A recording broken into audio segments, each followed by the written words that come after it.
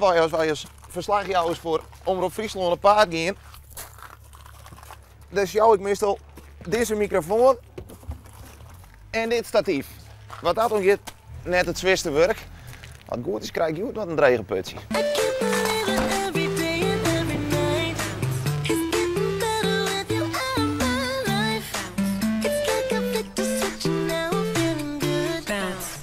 Goedemorgen.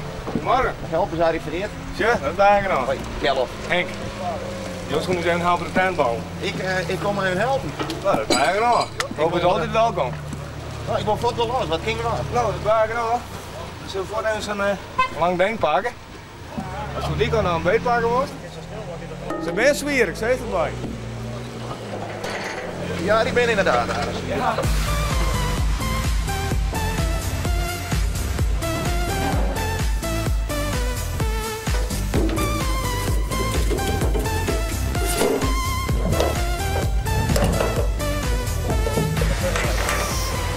En wat is er nou zo mooi aan dit werk?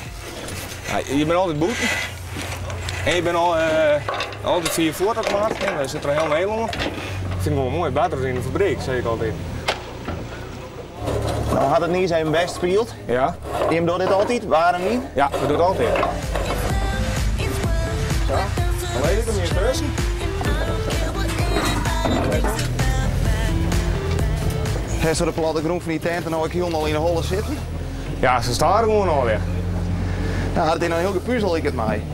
Nee, maar als het één keer dien haast, een paar keer. Kist hem dremen. Ja, al hard ja.